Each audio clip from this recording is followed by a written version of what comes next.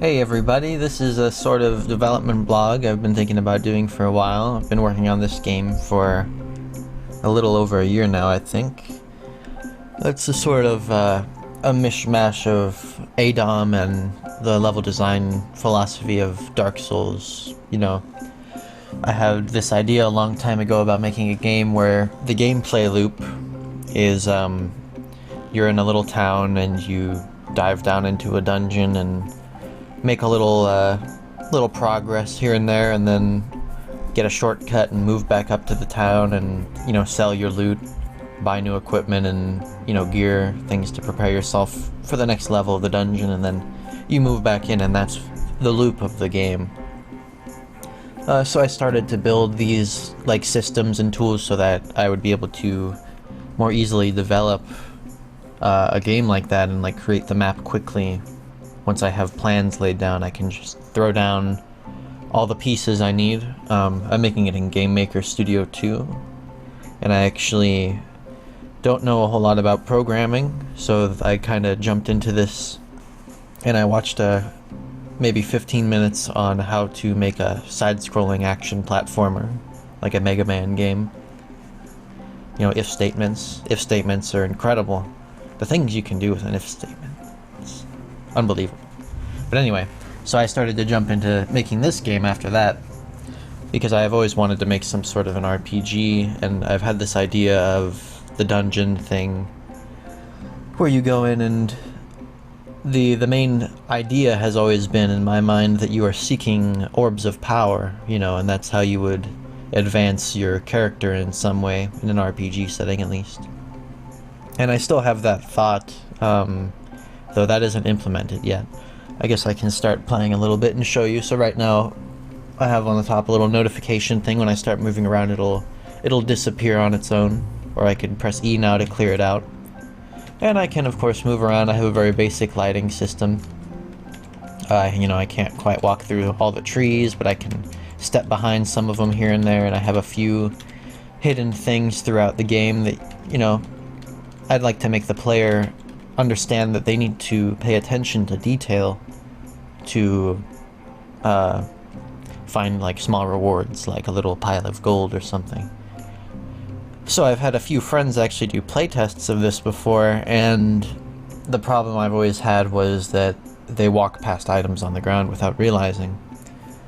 Because, of course, of the art style, which I kind of have taken some big hits from early Pokemon games, where I really like the weird vagueness of it all, where I'll probably put up a sprite of one of the more stupid sprites from Red and Blue, like Golbat or something. But anyway, so I don't know if you can see, 2 tiles below me is an amulet laying on the ground. I needed to show the player an item so they understand how to spot them, I guess. So now they'll see this amulet in my perfect world. They'll see the amulet, and they'll see this tip on the top of the screen, and they'll now understand, okay, that's what an item will look like when I see it, and they can pick it up. You get the child's amulet. You can ignore that it says amulet twice. That's a mistake, and that was just an oversight. Just ignore that. So now I can go to my inventory. I have this inventory screen, and already on the screen to the left is a pile of coins. If I go over here, I can pick it up. I get 2 tads, and I decided on the name Tad for the currency because I thought it would be very funny to have a beggar on the street saying, "Oh, just a tad, please, just a tad," things like that. I've noticed, oddly, usually in a game you're moving to the right to progress, though I guess that's not always true with a top-down game like this. Almost every single person that I've had playtest this game goes straight to the left here. And I'm not really sure why. It's probably because the path is a bit more beaten, the texture's on the ground. But over to the right here, I have another, I don't know if you'll be able to spot it, because it's a little cluttered over here. But there's all these mushrooms on the ground, and this one, on this tile right here, is actually a one that I can pick up. Oh, and there was a second one there as well. So this is an example of a consumable item that I can, I can eat both of them, and they appear down on the bottom right. or the bottom left corner. Also, you can ignore that it says -4 mushroom, that's another bug. And then it'll tell me I feel slightly ill. You can see I have some little kind of particle effects on the character right now. So every time I take a step in the game, the whole world takes a step. So if I don't move and there's an enemy on the screen, he's not going to move, and nothing is going to happen until I take my step. So each time I take a step, there's a chance now that these mushrooms are going to hurt me a little bit, and I'll feel poison coursing through my veins. It didn't happen that time, but you can see both the mushrooms wore out. I feel the effect dwindle. But so this is an area here where I'm standing where I can walk around and check for useful items. And again, I have an indicator on my character. It's a little hand that's like pinching and pulling out of the ground, kind of. It's the picking up thing. And see there, I just found that there were 2 mushrooms. But so I want the player to be able to spot in this little clearing in the forest here that there are all these big mushrooms on the ground, so they eventually will learn, oh, I can find mushrooms if I try to check the ground, even if I don't see one. So just walking around here, I've found, what, 4 mushrooms, and the other one that was invisible under the first one. So anyway, I'll continue now. This is kind of just a nice little path. Nothing much to see here. I'm about to meet an NPC and also an enemy. So I thought that it would be important here to tell the player how to speak to them, because it's not necessarily intuitive. Like when I'm having my friends playtest this game, or anyone playtest it, I try my best not to say, oh yeah, go over there, or check that out. I try to stay quiet and not even tell them controls as long as I can until I can see that they're just at a stone wall and they're not going to progress at all. Because I want to know what's intuitive and how much I can get away with letting the player find out for themselves. So something like walking into enemies or NPCs to interact or to attack isn't necessarily intuitive. There's a few secrets here and there around here. I don't want to dive into them. I don't know how much of this I really want to spoil. I guess I'm going to end up spoiling most of it right now, at least the early part. This area isn't complete. So anyway, now we've met this rat fellow. He's walking around and he'll ask me, have you seen a patch of wild mushrooms? And right there, it actually checked my inventory to see if I had any mushrooms. So now I've opened this trade screen only because I had the mushrooms. If I didn't have any mushrooms in my inventory, and I'll show you, let me drop these all on the ground. If I talk to him now, he'll ask, oh, do you have any more mushrooms?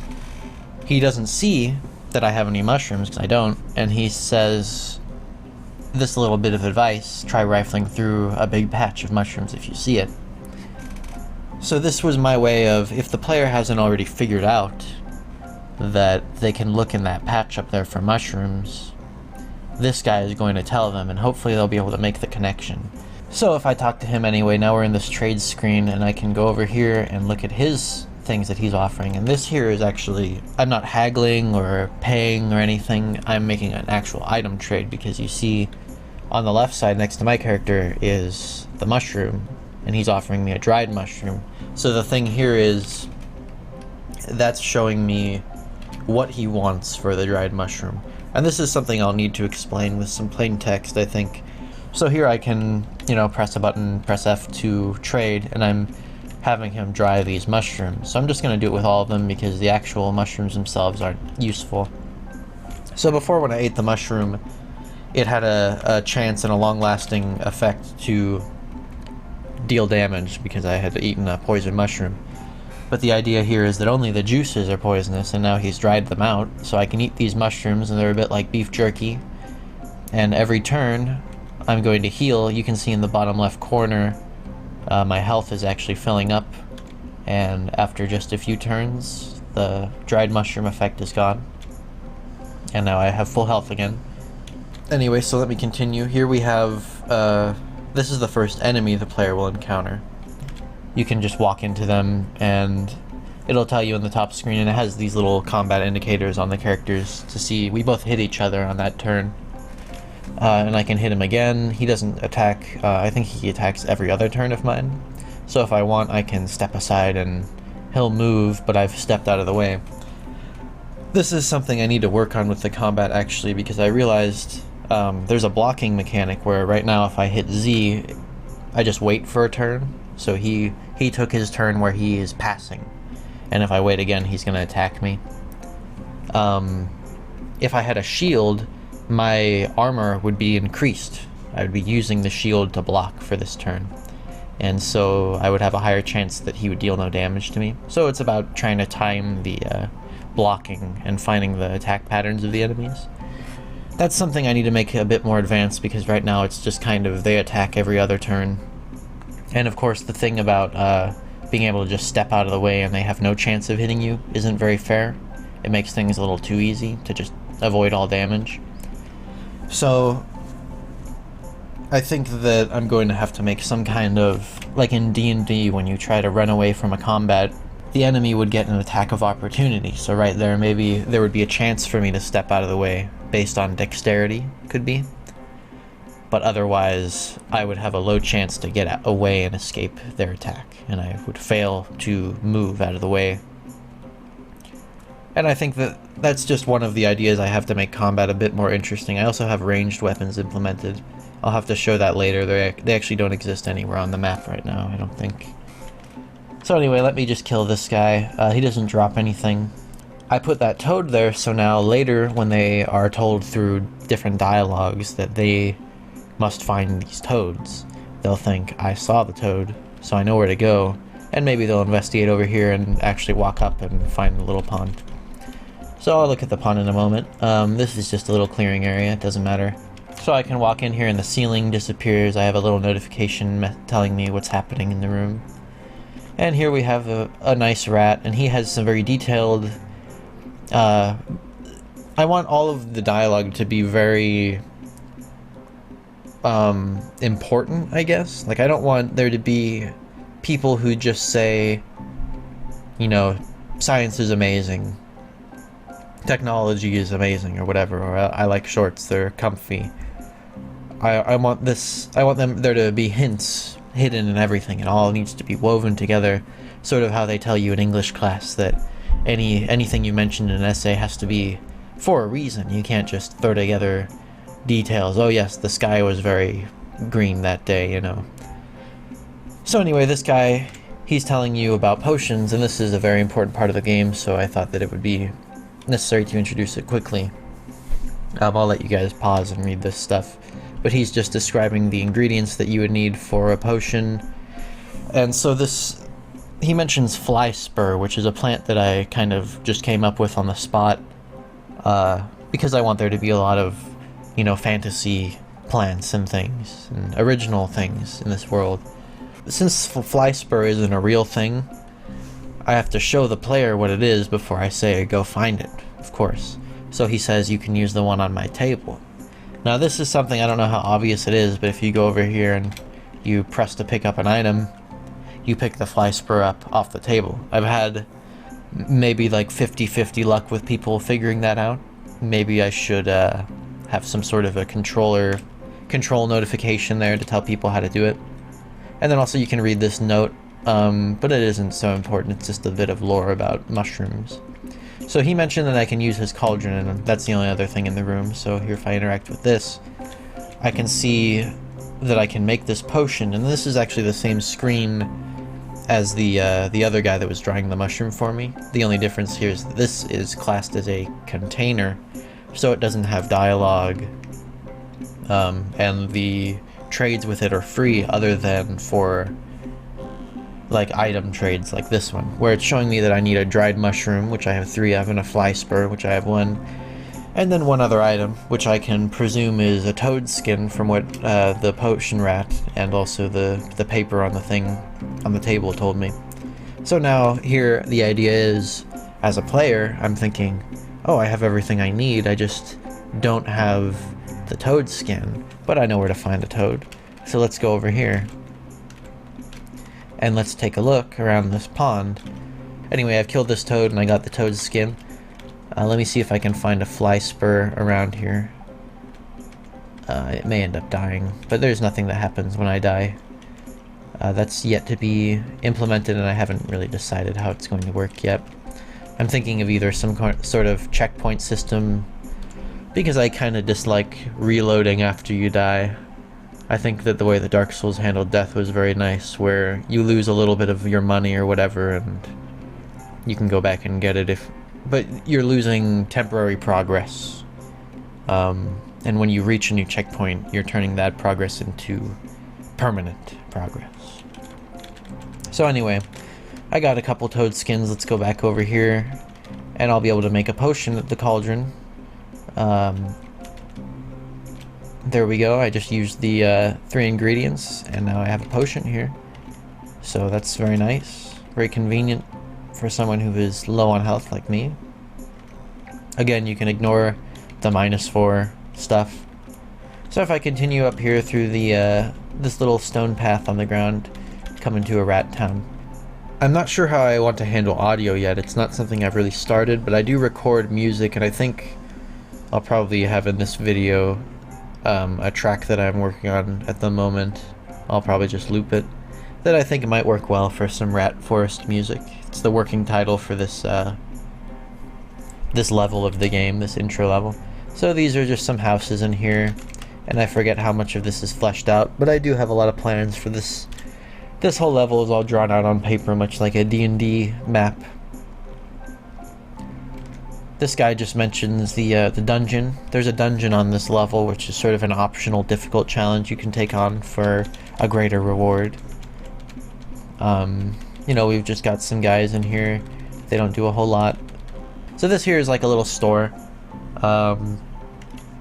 It's pretty simple. It's just this guy sells some basic things, arrows, potions, and these weapons. You might notice I've only found 2 tads so far, so I can't even buy an arrow.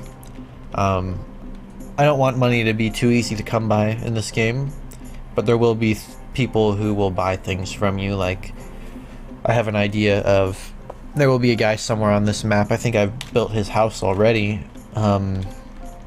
I think I'll go over there right now, but I think he might just be a copy and paste of a different NPC. This guy will be able to buy corpses. And so you'll get corpses from enemies, and you'll get, you know, a generic corpse or a goblin's corpse. And he'll give you some gold. Yeah, this is just the mushroom guy. Copied and pasted over here, just for the time being. But the other thing is, he'll notice if you have a special corpse in your inventory. This is another thing that I can compare to Dark Souls, though I hate to make that comparison because it's very cliche these days. Where you kill a boss and you get their soul, and you bring it to Strayed of Alephis, or whatever that guy's name was, and he turns the soul into a weapon or a special item or something. So I think that that's going to be part of the progression of this game, maybe, where you're trading these items for, or you're trading these corpses for items, or, you know, whatever. So if I continue down this way, there really isn't any more to see. I'm going to have to backtrack, and I might skip through that. But if you had gone along this path, all you'll come to is this locked door. And I think that you will get the key somewhere in the rat town. I haven't decided exactly what that quest is going to be yet. This is something that almost everyone seems to not notice, and I'm kind of okay with that because it's supposed to be the more difficult path. Though I don't know how much that idea has held up as I've developed the level. So over here, if you see these rocks on the ground, you might notice that there's a path. There's also a free mushroom here. And everything gets a little darker, and you talk to this guy who's a little spooky, weird guy. So anyway, this guy is weird and creepy. He laughs a lot, very Dark Souls, and he gives you your first weapons and your first shield, and you can equip it, and it goes over into your equipment slots over here. Let me talk about this for just a moment. The equipment is obviously all the armor, two one-handed weapons. I haven't implemented a thing for two-handed, but that's an idea. This down here is for ammunition.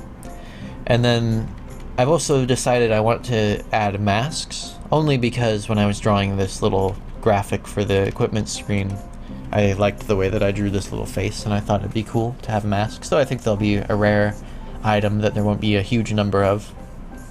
But my thought so far is I've made a sprite of a little ape warrior, and I thought it would be cool if there were some apes who will only speak to you if you're wearing an ape mask to trick them, you know. Another idea I have is we have these 4 ring slots, and these here are earrings, and these are regular rings for your fingers, 2 each. And so the thought here is that your regular, like, +2 strength rings and stuff, those will be earrings, because they're on your head and they're close to your brain, you know, where all of your power is, of course. And then these rings here are more for spells and magic casting. But anyway, so I've equipped now this shield and dagger, and if you watch the stat screen when I equip and unequip them, my defense and my attack both change. And the defense is the value that is added when I block to my AC, which is armor class. It works a lot like D&D. A lot of the algorithms in this are kind of lifted from or inspired by D&D 3.5 is the one that I do. Anyway, so here we have this grasshopper who is meant to be like a difficult battle. Like, I just tried to block and he still hit me, whereas if I was blocking with the toads, I don't think they would ever hit me, or it would be very rare. The way that combat works is still kind of up in the air. It's not something I've done a lot of testing on. I need to write some scripts that will just draw out a huge table of like probabilities and things so I can really properly test it and balance everything. But you see, I just pressed the same button that before was giving me an hourglass and telling me that I was waiting. Now I have this shield and it was increasing my AC for this turn. It just wasn't good enough to hit him. So I'm just going to have my little battle with this guy and block every other turn, because that's how it works.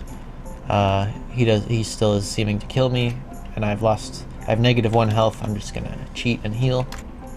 I don't want it to be like in Skyrim where you pause. There's a visual bug there where you pause and now you can heal yourself and get your stamina and your magic all up, and then just be basically completely refreshed instantly because you had enough potions in your inventory.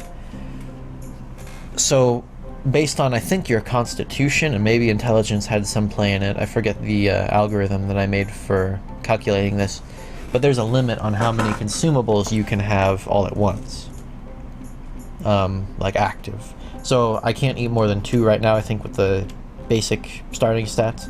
So anyway, I'm just gonna kill this guy, and he drops a potion, and he also drops the Hopper's key, which goes into this door down here, and you may recognize now that I've used the key. There was a locked door here, and there's a visual bug when I step into that doorway. So here I have the other door that I couldn't get into before, actually, on the right. So this is kind of where the 2 paths that separate, they come together here. Which I kind of want, so that you'll become prepared in different ways. Maybe you'll get a bow or like a magic weapon if you're going through the rat forest path. But either way, you can clear both and really cheese the game if you like, I'm sure.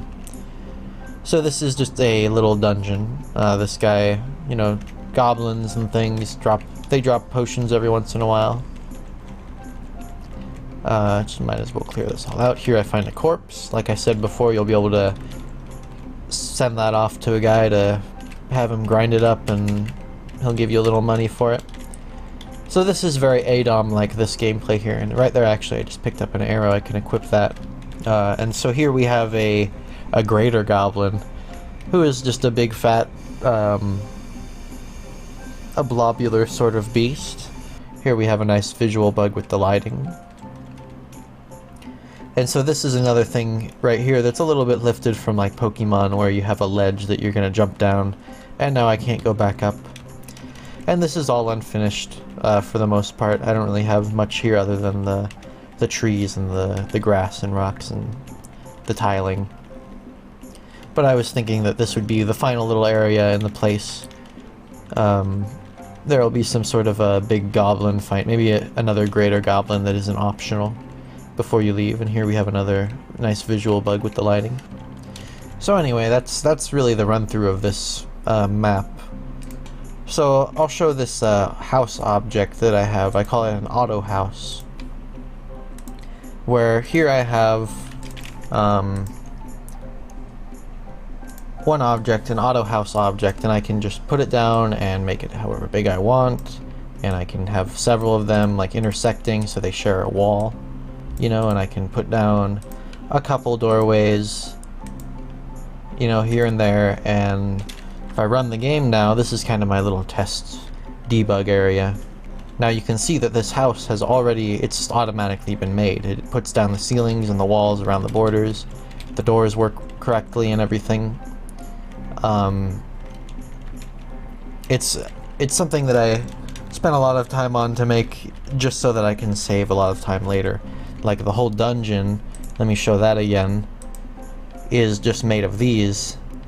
And before I was placing the walls all manually, even though they would tile on their own. Putting on the walls and the ceilings and all the doorways and linking them all up together so the ceilings would disappear correctly with the doorways. There's all such a pain the way that I had coded it before, because this was all very early code. That was some of the first stuff that I did in the game. So let me pick up an arrow and a bow. And this is kind of a new feature, so it's a little messed up and not complete. But so I have this button, I can press R right now, and I have a pretty cheap bow here. And it shows me I have 10 out of 1, I have 10 arrows and I only need to use 1. And if I had any magic rings or a second like ranged weapon in my inventory, like if I go and pick up this other bow and equip it as well, it shows both. And I can go between them. And I just select whichever one I want, and I just have this thing, and I can choose which direction. And there's a chance for the arrow to drop back down on the ground. And this is a pretty basic thing. So the interesting thing about this feature was, right now when I take a step, the whole world takes its step also. Like this rat guy over here only moves when I do, like according to his step speed. So the difference is with the arrows, they need to resolve. Like right now I shoot the arrow and it's going to resolve the next game step, but it won't let me do anything else until the arrow has resolved. The object has to finish its path, because obviously an arrow is moving faster than me stepping, even though I can mash the keys to move around quicker than an arrow would. So it's a sort of a live object is what I call it, where until all of the live objects, all the arrows flying through the air have been resolved, the world is frozen. And I just did that so I can animate this, and eventually I can have a fireball ring, you know, that shoots out a fireball, and when it lands it will explode. And I want all that to happen in one step, so the player can't see a fireball flying at them and jump out of the way. Obviously there's a lot of like very important features that haven't been thought out or finished or begun, like death mechanics. Like I said, I might do respawns, I might do reloads, I'm not sure. I'd prefer to do respawns. Leveling, I think, is a little interesting, because I've thought a lot about how I want, or how I like leveling in different games. And I really like the way that you level up in a game like Skyrim, where, you know, you swing your sword and hit an enemy, and you're using your sword so you get better at using that sword, you know, or that type of sword. I think that that kind of stuff is very rewarding, because now it's like you won't just have a meaningless battle where you won the battle but nothing came of it, because now the evil rat is just dead. It doesn't matter. It'll be more like you had your little battle and it gave you a little drip of experience, so that's fine. That's worth it still, maybe. But I also don't want it to be where the people are playing and they're in this first area and they grind on the respawning toads for 4 hours until they're overpowered, and then the rest of the game they're just breezing through it and breaking things. Not that I'm necessarily opposed to that. I think that it's fine to play however you want in a game.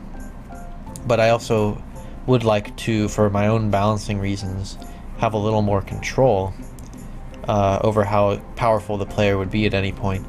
So my thought is maybe you will gain experience, either just general 1 experience bar, or maybe per skill, like per attribute. So if you do strength related tasks, you'll fill up your strength bar, and once that bar is full, you'll have to consume a power orb, you know, or some strong magical artifact like that to kind of harness what you've learned and make a permanent addition to your attribute score. So, you know, you go and you grind on toads and fight them a bunch and you get better.